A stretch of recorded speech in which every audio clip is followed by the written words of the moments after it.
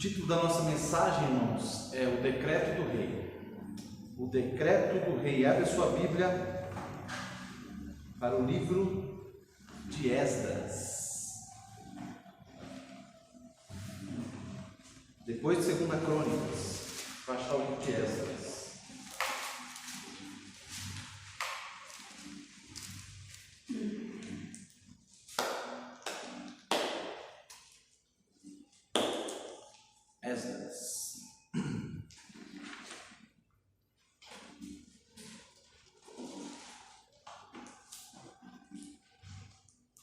Esdras capítulo 1.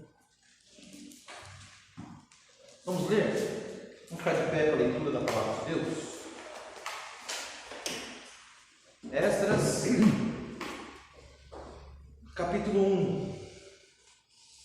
A palavra de Deus diz assim: no primeiro ano de Ciro, rei da Pérsia, para que se cumprisse a palavra do Senhor por boca de Jeremias, despertou o Senhor o espírito de Ciro, rei da Pérsia, o qual fez passar pregão por todo o seu reino, como também por escrito, dizendo: assim diz Ciro, rei da Pérsia: o Senhor Deus dos céus me deu todos os reinos da terra e me encarregou de lhe edificar uma casa em Jerusalém de Judá. Quem dentre vós é de todo o seu povo, seja seu Deus com ele, e suba a Jerusalém de Judá e edifique a casa do Senhor, Deus de Israel. Ele é o Deus que habita em Jerusalém. Todo aquele que restar em alguns lugares em que habita, os homens desse lugar o ajudarão com prata, ouro, bens e gado, afora as dádivas voluntárias para a casa de Deus, a qual está em Jerusalém. Verso 5. Então se levantaram os cabeças de famílias de Judá e de Benjamim, e os sacerdotes, os levitas, com todos aqueles cujo espírito Deus despertou, para subirem a edificar a casa do Senhor, a qual está em Jerusalém. Todos os que habitavam nos arredores os ajudaram com objetos de prata, com ouro, bens, gado e coisas preciosas, afora tudo o que voluntariamente se deu. Também o rei Ciro tirou os utensílios da casa do Senhor, os quais Nabucodonosor tinha trazido de Jerusalém e que tinha posto na casa de seus deuses. Tirou-os Ciro, rei da Pérsia, sob a direção do tesoureiro Mitredate, que os entregou contados a Sesbazar, príncipe de Judá. Eis o número deles: 30 bacias de ouro, 1000 bacias de prata, 29 facas, 30 taças de ouro, 410 taças de prata de outra espécie e 1000 outros objetos. Todos os utensílios de ouro e de prata foram 5.400. Todos estes levou Sesbazar, quando os do exílio subiram da Babilônia para Jerusalém. Amém? Vamos buscar a Deus em oração mais uma vez? Senhor nosso Deus e nosso Pai, Criador dos céus e da terra, Deus que tem todo o poder do universo, Deus que rege as nações, que rege a história, Deus que está no comando de tudo, inclusive das nossas vidas, Deus que sabe o passado, o presente e o futuro, Deus que conhece o nosso coração. Amado Deus e querido Pai, nós nos colocamos diante do Senhor, buscando, Senhor, humildemente a direção do Senhor pela Tua palavra. Amado Deus, o nosso coração, a nossa carne se inclina para longe do Senhor, para se desviar do Senhor, para fazer o que é contrário à vontade do Senhor. Mas o nosso espírito quer agradá-lo, quer louvá-lo, quer aprender, pois precisamos conhecer o Senhor, precisamos conhecer a Tua palavra. Amado Deus e querido Pai, fala conosco essa noite, Senhor. Senhor, usa a minha vida, Senhor, para transmitir a Tua palavra, a Tua mensagem. O Senhor sabe da minha dificuldade, o Senhor sabe, Senhor, das minhas limitações. Mas, Pai, por amor ao Teu povo, por amor ao Teu santo nome, que é glorioso, Senhor, eu peço ao Senhor que nos ajude nessa noite. Fala ao nosso coração, meu Deus. pois queremos estar mais perto de Ti, conforme nós cantamos. Oramos assim em nome de Jesus. Amém. Amém. Os irmãos podem se sentar, por favor. Quem já leu o livro de Esdras? É o seu livro predileto? Já sei a resposta. Esdras. Nós cantamos agora, né? Mais perto quero estar de Ti. O pastor Guto sempre falava que você está tão perto de Deus quanto você quer estar. Não esqueça isso. Você está tão perto de Deus quanto você quer realmente estar. Bom, livro de Esdras. Para a gente entender o que está acontecendo aqui, eu preciso explicar um pouquinho o panorama histórico, tá bom? Vamos fazer uma linha do tempo, tá bom? Uma breve linha do tempo. Nessa linha do tempo, vai daqui até aqui. Aqui no final, ó, é o ano 0, é o ano do nascimento de Jesus, ok? E aí depois do ano 0, começa o ano 1, ano 2, ano 3, ano 4, até 2021 que nós estamos, beleza? Aqui o tempo conta para trás, então aqui é o ano 1, depois o ano 2, até chegar no ano 500, até chegar no ano 1000. E aí vai indo, tá ok? Então no ano 1000, antes de Jesus nascer, que a gente chama de 1000 antes de Cristo, quem era o rei era Davi. O rei escolhido por Deus, e ele teve um reinado maravilhoso, pela graça e bondade do Senhor. Deus abençoou muito o povo de Israel, tendo Davi como rei. Depois de Davi, mais ou menos no ano 970 até o ano 930, reinou seu filho. Quem? Salomão, isso mesmo. Salomão. E aí Salomão foi um rei, um rei muito abençoado. Salomão lhe tornou o reino de Israel um reino rico, um reino próspero. E ele era mais rico que qualquer homem que havia naquela época. Acho que até hoje não existe um homem tão rico quanto foi Salomão. Eu vi um pastor falando que, trazendo os números que a Bíblia dá, de ouro, de talentos e tal, e quantidades, se você trazer isso para os valores atuais, eu vi um pastor falando que a fortuna hoje de Salomão seria 65 trilhões. 65 trilhões. Só a visita da rainha de Sabá, que ela foi ali, ficou com ele um tempinho ali e deu presentes para ele, só aquela consultoria rápida ali, os presentes que ela deu em ouro e outras coisas para Salomão, dava mais ou menos 1,5 bilhão. 1,5 bilhões. Olha só. Olha como tinha dinheiro esse homem. E aí na época de Salomão, mais ou menos aqui, no comecinho, no 7º ano do seu reinado, ele construiu o templo. O templo do Senhor, o templo magnífico, o templo do rei Salomão. Tudo de mármore. Por dentro era forrado de ouro, era coisa espetacular, era enorme. Ele era uma réplica do tabernáculo, mas em medidas muito maiores.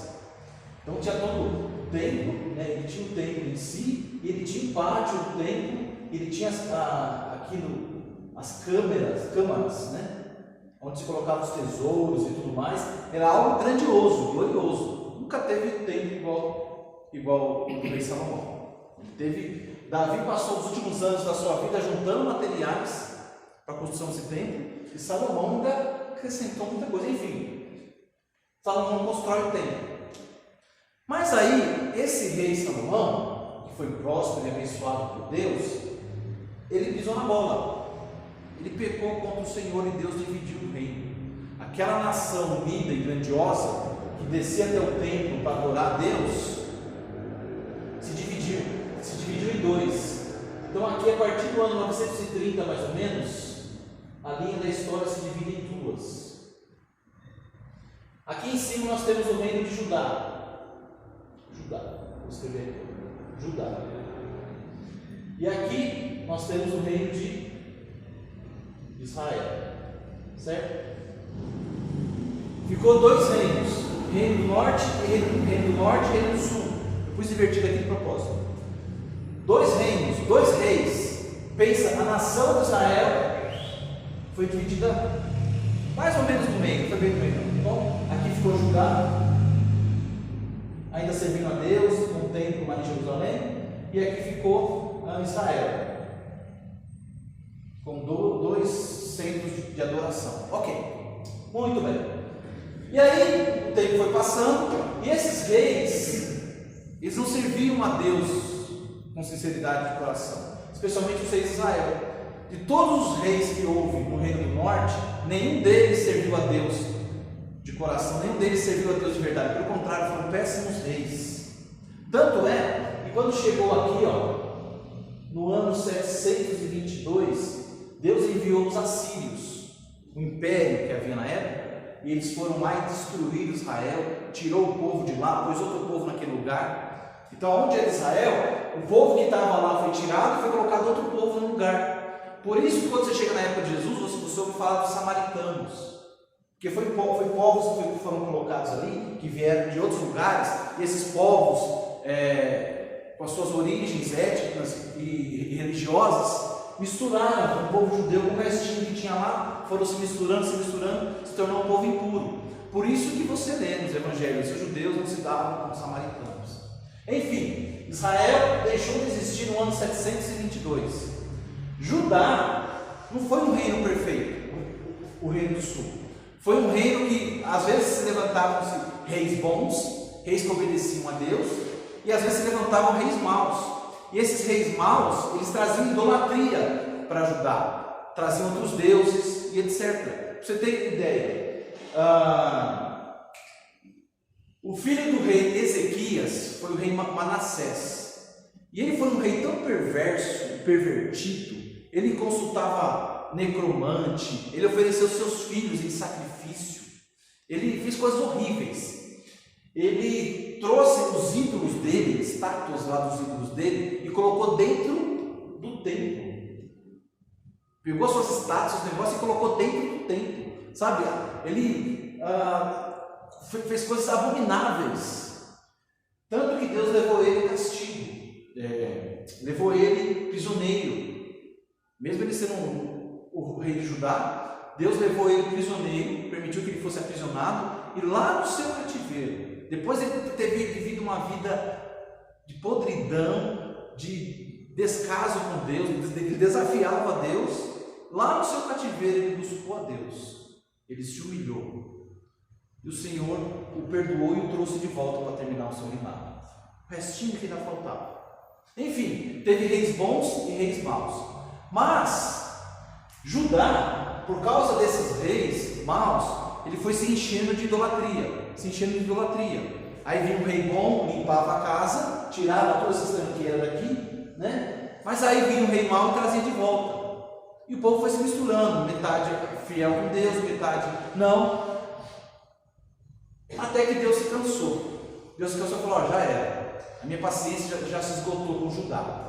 Israel já não existia mais, desse lado aqui já não existia mais, só tinha Judá. E aí Deus estava perdendo a paciência já com Judá. E Deus disse na palavra dele que Israel ia ser levado, que Judá ia ser levado cativo, ia ser escravo. Onde nós vemos isso? Vamos ler rapidamente. Abre lá em Jeremias. Isaías, Jeremias. É importante você entender isso, porque o povo de Deus se perde por falta de conhecimento. Lembre-se disso. Jeremias capítulo 25.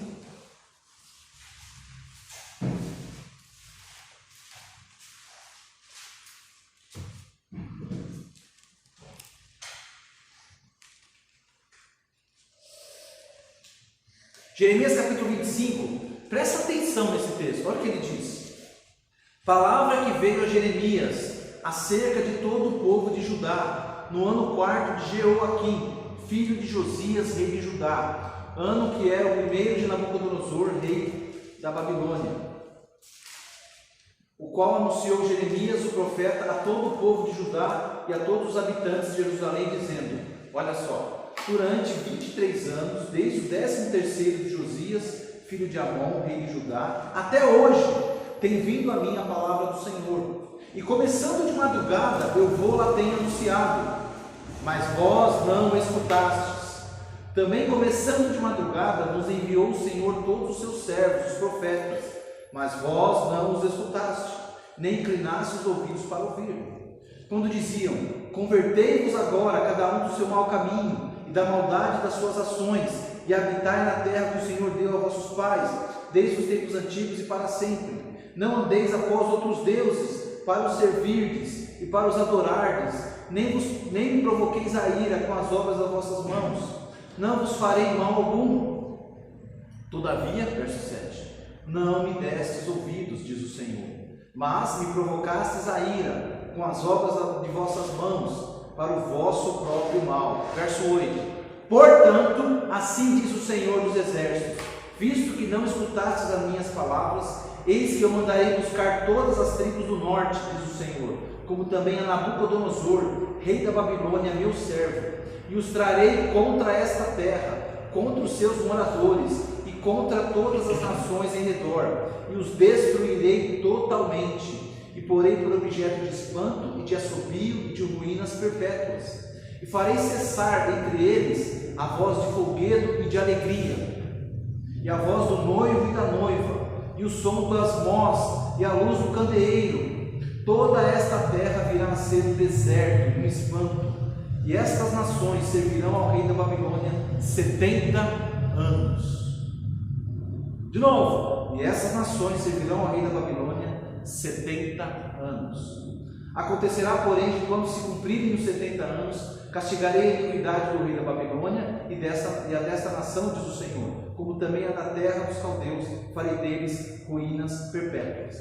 Jeremias disse: ó, Deus se cansou, e ele vai mandar os babilônios vir até essa terra, destruir essa terra e levá-los como cativos, como prisioneiros. Durante quanto tempo? 70 anos. É o que foi profetizado aqui, 70 anos. E aí você começa a ler as escrituras, e aí você descobre que lá, não, continua, mais um pouquinho, 29, 10, eu posso ler com os irmãos. Assim diz o Senhor: logo que se cumprirem para a Babilônia 70 anos, atentarei para vós outros e cumprirei para convosco a minha boa palavra, tornando a trazer-vos para esse lugar. Então Deus disse que enviaria os caldeus e destruiria Jerusalém, certo? E isso se cumpriu. Aqui, ó, no ano 605, no ano 597 e no ano 586, por 3 vezes. Por 3 vezes, os exércitos da Babilônia foram até Judá e levaram homens cativos. Na primeira vez, um dos homens cativos que eles levaram era um homem chamado Daniel, que nós conhecemos muito bem. E aí foi uma segunda e uma terceira vez. Nessa terceira vez, eles foram para arrebentar. Falaram: já cansei de vocês. Já cansei, já dei uma lição, 1, 2, agora para acabar. Foram, destruíram a cidade, matou metade da população, e a outra metade levou escravo. E não só isso, ele destruiu por completo o templo do Senhor. Aquele templo glorioso e luxuoso de Salomão, ó, virou cinza. E tudo que tinha de ouro lá dentro, os objetos, os tesouros, foi tudo levado pelo rei da Babilônia. É tudo nosso. Se vocês tiveram a chance, não quiseram me servir, o rei da Babilônia levou embora. Então os judeus foram levados para lá. Lembra que eu falei deixa eu ler de novo, esqueci. Ó, lembra que eu falei que o reino, quando ele foi dividido, né, aqui Israel e aqui Judá, que primeiro Israel foi levado cativo, certo? Foi destruído. Eles colocaram povos aqui para se misturar com os restinhos de judeus que tinham. Quando Judá foi destruído, eles deixaram quase ninguém, só deixaram os mais pobres da terra, um ou outro ali, ó.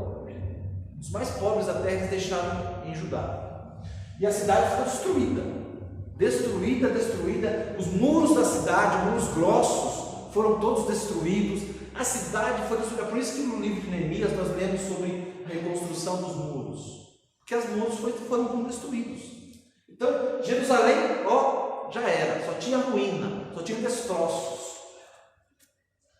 E aí o que aconteceu? O povo foi para o cativeiro. E aí você vai lá para Isaías. Isaías capítulo 44.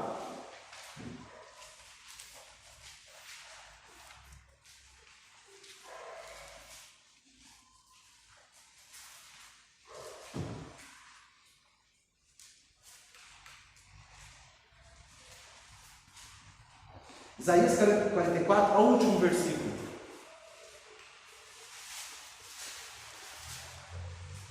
Aí você descobre que lá em Isaías capítulo 44, verso 28, está escrito assim, que digo de Ciro, ele é meu pastor, e cumprirá tudo que me apraz. Que digo também de Jerusalém, será edificada, e do templo será fundado. Olha só, depois que aconteceu tudo isso, Isaías falou que o Ciro ia ajudar Jerusalém, que o templo seria edificado, Jerusalém ia ser habitada, mas tem um detalhe. Quando Isaías fez essa profecia, foi no ano 738, mais ou menos. Foi quase 200 anos antes de tudo acontecer. E ele chama pelo nome. Ele fala, Ciro, eis que digo, Ciro é Deus falando, Ciro é meu pastor e fará o que me apraz. Aí o pessoal ouviu essa profecia e ficou pensando, mas que Ciro? Que é esse Ciro que ele está falando?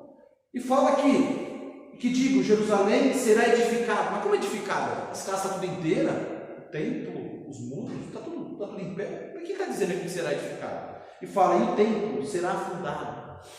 Mas o templo está ali. Então o povo não entendeu.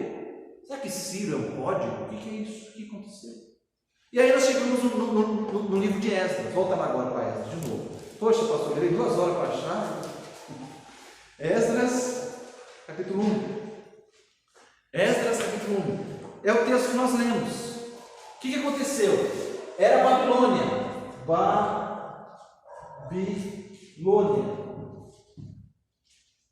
Que era o império da época.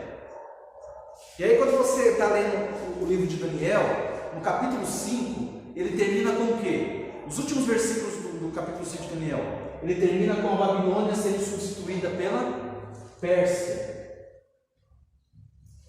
Agora quem manda no pedaço é a Pérsia. É o rei da Pérsia. Medo-Pérsia, que é o nome. E Daniel está lá no meio. Está lá, ele foi levado cativo, mas ele está assistindo tudo isso. E aí, o rei da Pérsia que assume é o rei Ciro. E aqui diz, decreto de Ciro. Não é assim que começa o texto de Esdras? No primeiro ano de Ciro, rei da Pérsia, para que se cumprisse a palavra do Senhor por boca de Jeremias. Opa, que palavra do Senhor por boca de Jeremias? Aquilo que nós lemos, que depois de 70 anos o povo retornaria para a sua terra. Para que se cumprisse a palavra do Senhor por boca de Jeremias, despertou o Senhor o espírito de Ciro, rei da Pérsia. Ciro, rei da Pérsia. Mas ele apareceu no ano 538. E Isaías tinha falado o nome dele 738. Esse Ciro. Deus tinha falado de um homem pelo nome 200 anos antes dele aparecer. E está lá. E ele diz, o Senhor despertou o espírito de Ciro, rei da Pérsia, o qual fez passar pregão por todo o seu reino. O que é passar pregão? É mandar os seus, como que é o nome? Os seus mensageiros irem por toda a terra, todo o seu reino, anunciando, assim diz o rei. Aí o povo tinha que se ajeitar, tinha que se juntar, né? Aí ele pegava um papel lá, né? Assim diz o soberano rei. E falava lá, né? Ciro, o grande, blá, blá, blá, blá. Então eles liam esse decreto. Então o rei Ciro, aqui o texto diz que no primeiro ano ele mandou baixar esse decreto. E olha só o que diz: assim diz Ciro, rei da Pérsia. Era isso que os homens anunciavam. Assim diz Ciro, rei da Pérsia, o Senhor, Deus me deu todos os reinos da terra e me encarregou de lhe edificar uma casa em Jerusalém de Judá. Quem dentre vós é de todo o seu povo, seja seu Deus com ele, e suba a Jerusalém de Judá e edifique a casa do Senhor, Deus de Israel. Ele é o Deus que habita em Jerusalém. Então, no primeiro ano desse rei Ciro, quando a Pérsia derrotou a Babilônia, ele se levantou e falou: olha, ele fez um decreto. Os deuses dos hebreus, o Deus dos judeus, me mandou que eu mandasse vocês voltarem para a sua terra. Voltarem para a sua terra e edificarem a cidade, edificarem o templo para ele ser adorado. Olha que bênção, queridos. Jeremias tinha visto que Deus deixaria o povo em cativeiro por 70 anos. Aí você pega, aí quando chega no ano, ele vem ao trono, aí quando chega no ano 536, aí o povo começa a retornar para a terra, para cá. No ano 536. E nesse retorno, como que esse retorno acontece? No ano 536, 50 mil homens, eles ouviram o decreto do rei, e o rei falou: quem quiser voltar, pode voltar para Jerusalém. Então 50 mil homens voltam para Jerusalém. Esses homens, eles vieram sob a liderança de Zorobabel. No ano 536, certo? Quando eles chegam em Judá, eles se ajeitam, né? E aí eles vão começar a construir o templo. O templo só vai ficar pronto no ano deixa eu marcar aqui, 516. Leva 20 anos para o templo novo ficar pronto. Eles reconstroem o templo, mas é claro que não é um templo igual esse aqui, de Salomão, né? É um templinho ali, né? Bonzinho, bonitinho, tudo, mas não se comparava com esse aqui, mas já era um templo para adoração a Deus. Então o decreto do rei era para isso. Então no ano 516 eles reconstroem o templo. Aí no ano 457 Esdras volta para Jerusalém. Ou seja, Esdras só entra em cena quase 80 anos depois que o rei Ciro leu o decreto mandando o povo voltar para Jerusalém. Você está lendo o livro de Esdras, mas ele só aparece na história desse livro 80 anos depois desse decreto. Primeiro quem voltou foi Zorobabel, depois voltou Esdras. E aí Esdras, ele trouxe consigo só 1754 homens. Ele veio para cá. E aí ele veio para ensinar o povo, para ensinar a lei de Deus para o povo que estava aqui na terra. Então, e aí o que acontece? Olha só, no ano 457, no ano 444, quem que volta para cá? Neemias. Ah, pastor, já vi esse nome, é o Neemias. Neemias volta para edificar os muros da cidade. Então, olha só, no ano 578, 536, que o povo começou a voltar, daqui até aqui, dá mais ou menos o quê? 70 anos. Da última deportação, de 586 até 516, quando o templo foi destruído e quando o templo ficou pronto, dá o quê? 70 anos. Deus é preciso. E aí Neemias volta. Então, só para vocês entenderem, eu estou falando isso aqui, porque você vai ler lá, Esdras, Neemias, Esther, né? Onde que esses livros se encaixam? Esses livros se encaixam nesse período, meu querido irmão, no período em que o povo foi para o cativeiro e retorna para a sua terra. O povo foi castigado pelo Senhor, e aí Deus prometeu que trazia de volta, então Deus trouxe de volta. Aqui, ó, entre esse período, aqui está 444, aqui mais ou menos no ano 478, sabe quem aparece? Uma mulher chamada Esther. Ela lá na Pérsia, ela se tornou rainha da Pérsia. E enquanto essas coisas estavam acontecendo, no mundo surgia um tal de Buda, um tal de Confúcio, um tal de Platão. Tudo nesse período aqui, ó. O mundo estava se modificando. Deus estava trabalhando, Deus estava agindo. Então, meu querido, nesse primeiro capítulo que nós lemos aqui, ele está falando do quê? Está falando do decreto do rei. O povo, olha, eu estou abaixando um decreto que é para vocês voltarem para Jerusalém e edificarem o templo do Senhor. Mais para frente ele explica, para que vocês orem pelo rei e pela família do rei. Então, esse primeiro capítulo é isso, é o decreto do rei. É o rei mandando ele falar assim, ó, quem quiser ir, pode ir. E quem não puder ir, presta atenção, quem não vai poder ir, quem está na Babilônia, quem está gostando, está bem, não quer voltar para Jerusalém, então vocês vão ajudar com ouro, com prata, com gado, o que for, para que o povo que voltar para cá, eles tenham com o que construir, eles tenham mantimento, eles tenham riquezas, condições materiais para poder construir o templo em Jerusalém de novo. Então, meu querido irmão, ó, quando você lê aqui, ó, em verso 5, então, se levantaram os cabeças das famílias de Judá e de Benjamim, os sacerdotes, os levitas, com todo aquele cujo espírito Deus despertou, para subirem e edificar a casa do Senhor, a qual está em Jerusalém. Todos os que habitavam os arredores os ajudaram com objetos de prata, com ouro, com bens, com gado e com coisas preciosas, afora tudo que voluntariamente se deu. Ele diz assim no verso 7, ó, também o rei Ciro tirou os utensílios da casa do Senhor, os quais Nabucodonosor tinha trazido de Jerusalém e que tinha posto na casa dos seus deuses. Lembra que eu falei que quando Nabucodonosor, aqui ó, nesse ano, ele foi para lá e ele destruiu tudo, ele levou todo o ouro que tinha? Agora, nessa volta aqui, o rei Ciro falou, não, vocês vão voltar, mas ó, os objetos de ouro que é da casa, que é do templo, pode levar também. Então o povo foi levando, foi trazendo de volta para a reconstrução. E aqui, no finalzinho, ele mostra, ele faz uma listagem de quais são esses materiais. Ele fala que é 30 bacias de ouro, 1000 bacias de prata, etc. O primeiro capítulo do livro de Esdras tem esse objetivo. É mostrar o decreto do rei e as pessoas que foram obedecer a esse decreto.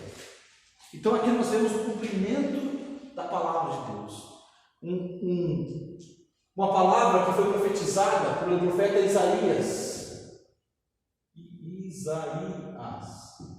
No ano 778, Deus falou que um homem chamado Ciro se levantaria, que Jerusalém seria edificada, que o templo seria fundado.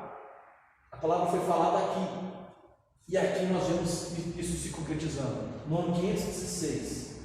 Deus disse para o profeta Jeremias que o povo ficaria no cativeiro por 70 anos, e exatamente 70 anos foi o tempo que o povo ficou e voltou para sua terra, para Jerusalém.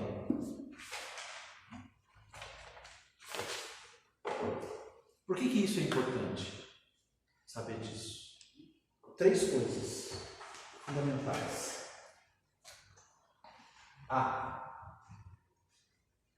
que você entenda que Deus é soberano. Deus é soberano. Ele está no comando das nações. Ele está no comando da história. Rei que entra, rei que sai, tudo está no controle das suas mãos. A gente assiste esse mundo bagunçado, esse mundo perdido, esse mundo de trevas, como nós falamos hoje de manhã. Parece que Deus, sabe quando você perde o controle? Você, agora me atrapalhei aqui, você vê o que eu falo? Não é nada disso não. Deus está ciente de tudo. Deus, ele dá liberdade para os homens agirem. Os homens prestarão conta das suas ações. E Deus usa até o que os homens fazem para a sua glória, para o seu louvor. Deus, ele é soberano. A história do mundo está sob o seu controle. Ele disse o tempo, e o tempo se cumpriu. Ele disse a hora que ia acontecer, e isso aconteceu. Meus queridos, Deus não nos disse, trazendo para os dias de hoje, que o rei está voltando, que Jesus está voltando, que o tempo está se cumprindo. Ele falou antes, por que seria diferente agora? Ele é soberano. Mas a China está se levantando. Mas não sei o quê. Meu querido, Deus, ele é soberano. O que ele determinou, ele vai cumprir. A sua vontade será feita. Ninguém pode impedir o avanço do seu reino. Ninguém pode atrapalhar o seu querer, a sua vontade. Deus, ele é soberano. Uma outra lição importante. é que Deus não erra. Deus não erra. Ele chamou Ciro pelo nome. Ele disse o que ia acontecer na cidade de Jerusalém. E aconteceu exatamente. Deus não erra. Deus não erra nem nas datas. Deus não erra no tempo. Deus não erra em nada. Deus é fiel. Então Ele não está errando na sua vida. É porque as coisas estão acontecendo como você não quer, como você não gostaria. Como nós cantamos, Deus erros não faz. Ele conhece os passos do justo, daquele que serve a Deus, daquele que teme a Deus. Deus erro não faz. Nós é que fazemos erros. O que Ele disse que ia fazer, Ele fez. Ele levou para cá, cativo, Ele levou um homem chamado Daniel, que esteve lá ao lado de reis, orientando reis. Ele levantou depois uma rainha chamada Esther. Aí quando você chega no livro de Neemias, você fala, mas como que a pessoa de maior confiança do rei é um judeu? O copeiro do rei é um judeu. Por que será? Porque Deus foi orquestrando tudo, preparando tudo. Deus fez com que Mordecai, que é o tio de Esther, se tornasse primeiro-ministro, para proteger o seu povo. Deus está no comando da história. Deus não comete erros. Não esqueça disso, Deus não comete erros. Em terceiro lugar, que eu acho que é o principal, Deus cumpre sua palavra. Deus cumpre a sua palavra. Fala, pastor, isso eu já sei. Ah, legal que você já sabe. Deus profetizou e fez, o senhor já explicou isso. É que isso aqui é para a gente ter temor. Porque se Deus cumpre a sua palavra para o bem, Ele também a cumpre para o mal. Você que ignora as advertências do Senhor, que não leva a sério, lembre-se disso. Ele cumpre o bem que Ele prometeu, mas Ele cumpre o mal também. Pela boca de Jeremias, aquele texto longo que nós lemos, Jeremias falou que Deus ia enviar Nabucodonosor, que ele levaria o povo cativo e destruiria a cidade. E aconteceu exatamente. Deus cumpre para o bem, mas Ele cumpre para o mal também.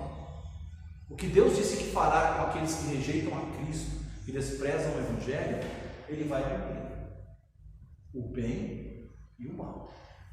3 lições importantíssimas. Meu Deus é um Deus soberano.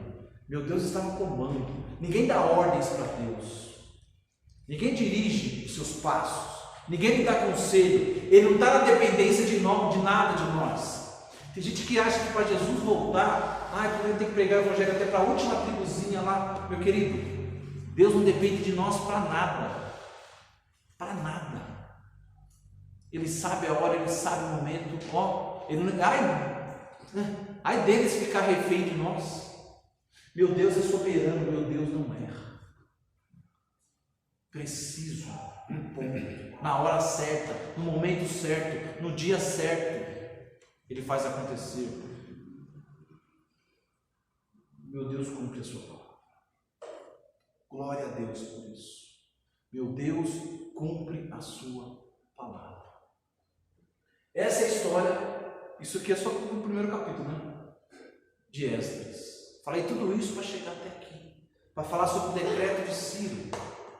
Mas eu quero usar esse decreto de Ciro, meus queridos irmãos. O decreto do rei, que ele decretou e se cumpriu, e se fez, o rei mandou e aconteceu, os homens obedeciam. Quero trazer para você o decreto do rei dos reis. Esse rei aqui, ele baixou um decreto. Esse decreto trazia uma boa notícia para os judeus. Vocês estão liberados para voltar para casa. Vocês têm a minha bênção, a minha proteção e a minha provisão para vocês voltarem para casa. Boas notícias. E ele mandou os seus mensageiros irem por todo lugar anunciando essas boas notícias. Povo, boas notícias! Podemos voltar para casa. Não precisamos mais ser escravos da Babilônia. Podemos voltar para casa. Essas são boas notícias. Trazendo para os dias de hoje, o que nós temos? Que nós chamamos de boas notícias. É o Evangelho, boas novas. É o decreto do rei avisando: olha, o rei decreta, assim diz o Senhor, há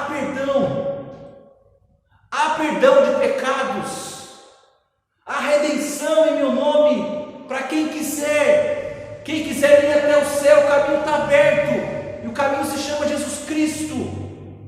A vida, vocês não têm mais que ser escravos, vocês não têm mais que viver como escravos.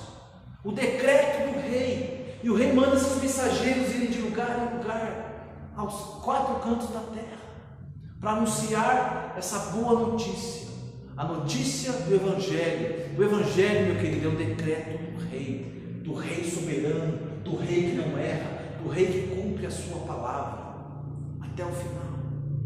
O decreto do rei para todos, para os seus parentes, para os seus amigos, para os seus vizinhos. O decreto do rei é: Deus nos perdoou em Cristo.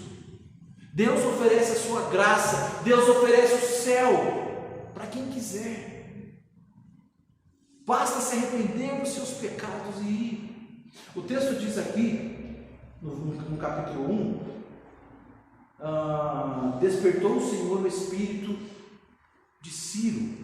Acho muito legal isso. Deus despertou o seu espírito. Olha que expressão gostosa de se ver. E aí você vê de novo essa mesma expressão no verso 5.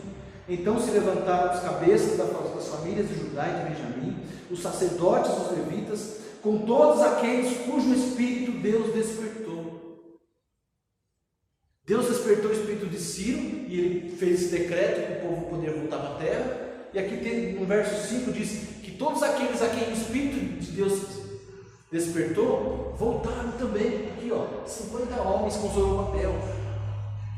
Deus despertou esses homens para saírem da Babilônia e voltarem para Judá. Uma viagem longa, 4 meses de viagem.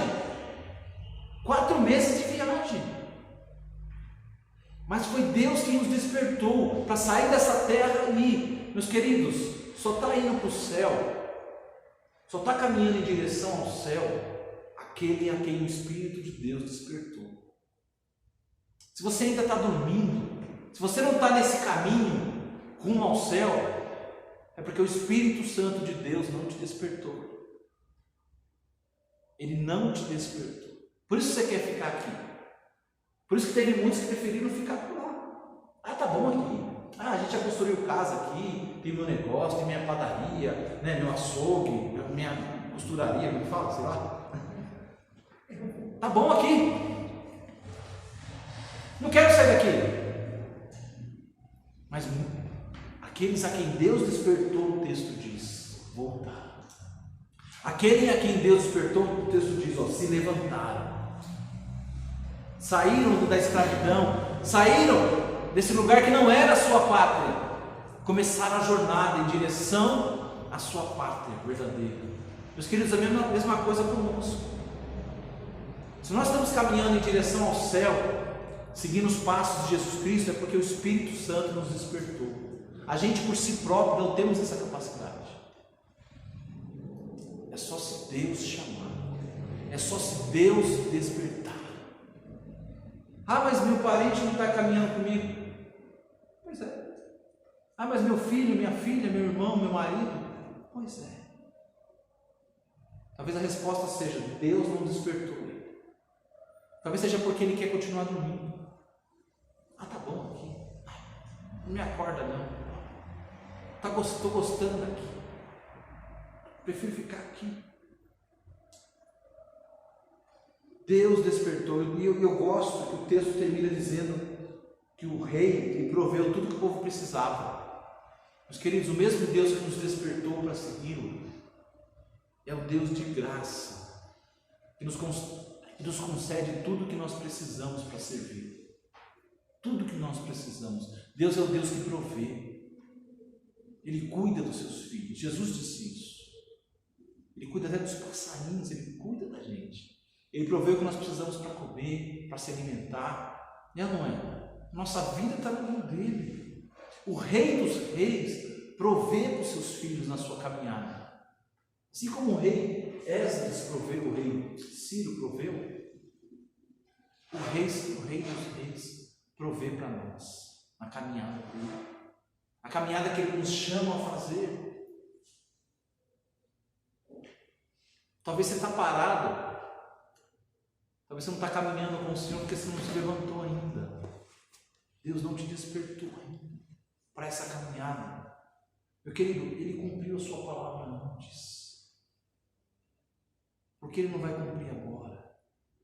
Ele disse que está voltando para buscar os seus. Você escolhe ficar dormindo mesmo? Você não quer ouvir o chamado do rei, o decreto do rei que ele fala para os seus mensageiros? Eu estou aqui hoje com um arauto, um mensageiro, falando para você, o rei decretou. Deus amou o mundo de tal maneira que enviou o seu Filho unigênito, para que todo aquele que nele crê não pereça, mas tenha vida eterna. Esse é o decreto do rei. Quem quiser. Não fique dormindo, não. Fique acomodado, não. Vamos para a caminhada. Vamos em direção à nossa pátria verdadeira. Aqui não é o nosso lugar. Deus não nos chamou para ficar nesse mundo. Esse mundo mau, nós falamos isso hoje de manhã, mundo perverso, mundo corrompido. Deus nos chamou para segui-lo, para servi-lo. Ele provê tudo que nós precisamos. Provê a sua graça, provê o seu perdão, provê a direção do teu Espírito Santo. Por que muitos preferem ficar? Por que muitos preferem adiar? Alguns tiveram uma segunda chance, 80 anos depois com Esdras, e outros 15 anos depois com Neemias. Mas será que você tem tanta chance ainda? Se o tempo estiver acabando, se a tua oportunidade estiver terminando, por que não atender ao decreto do rei? O decreto do rei que te chama para segui-lo, que te chama para servi-lo, que te chama para amá-lo. Por que não seguir a esse rei tão maravilhoso, esse rei soberano, que não erra, que não falha, que cumpre a sua palavra? Vamos baixar as cabeças, fechar os olhos?